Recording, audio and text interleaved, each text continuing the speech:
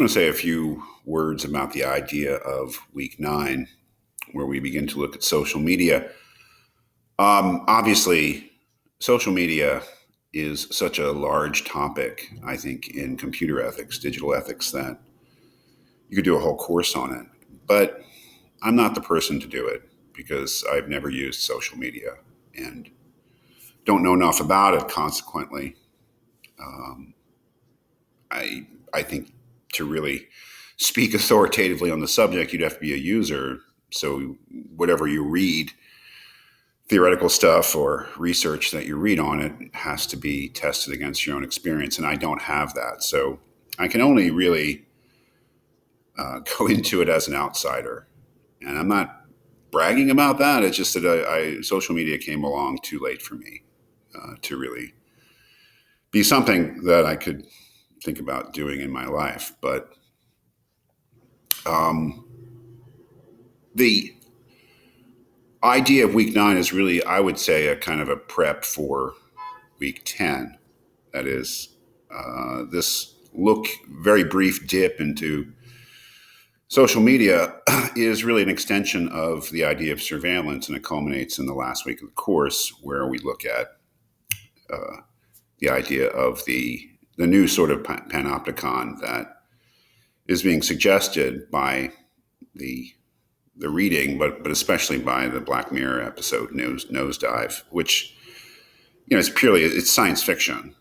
It's an extrapolation from the present to think about the future, which is a lot of what science fiction is. So it's not, there are ideas here, but they are speculative ideas. And that's okay. This course had a very central, perhaps science fiction core in the idea of the singularity, which is certainly not something that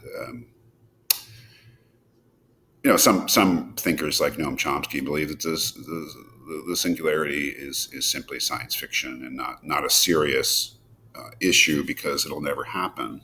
Well, maybe the idea of a dystopian future in which social media has become the oppressor of people is a science fiction idea. It'll never happen, and it probably never will, but it's certainly an interesting speculation on the possibilities of current life, how they could pan out. So, with week 9 is really, again, a prep for week 10, and I thought that to make week 10, the nightmare world of Nosedive, more, to put it in context, we had to do a little bit about what social media actually potentially does to us and why it is compelling to us.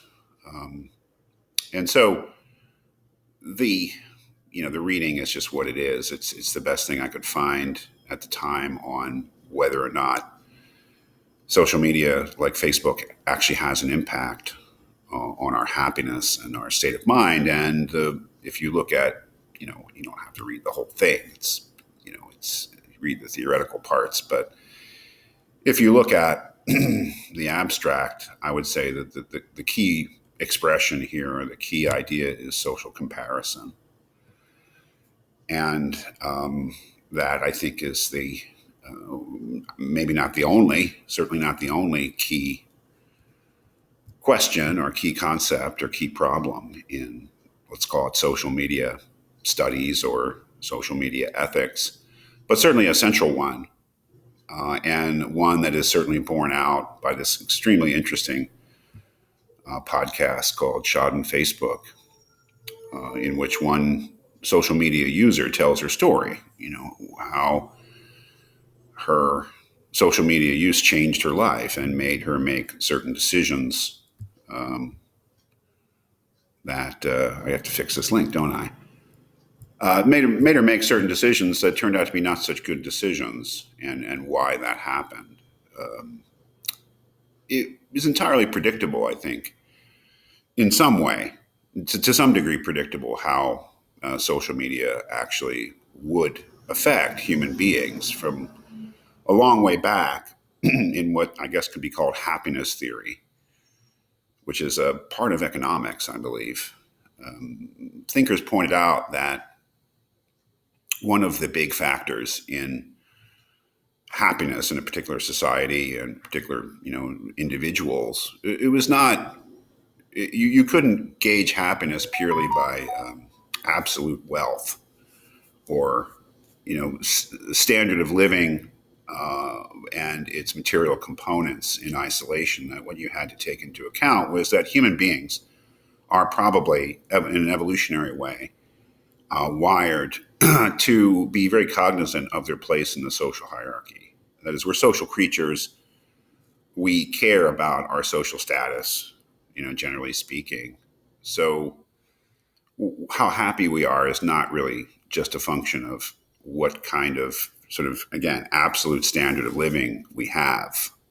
It's really a more complicated matter that's to take into account our perceptions about our place in the social hierarchy, but which may just be a fancy way of saying that we're social creatures. So our awareness of how other members of our species live impacts on our self-image. I think that's a more general way of stating it, and again would make something like social media perhaps very predictable in some of its effects. That is, if we are creatures who care about how other members of our species live in relative to us, then of course social media is going to give us a more acute, a more pervasive and imminent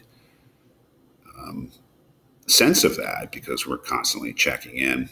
But that may be an inescapable part of being a human being. I don't know. It's just clear that social media can aggravate some of the anxieties that go along with that. And I think that the idea of, again, this is a prep for week 10, the somewhat crazy idea of nosedive becomes less crazy if we recognize the real, empirical, not science fiction compulsions that make social media a very compelling thing, almost in some cases an addiction for individuals because of that disposition we have as human beings to compare ourselves to others and how that can become hypertrophic, let's say, just like a runaway sense of that's enabled by the new digital technology. So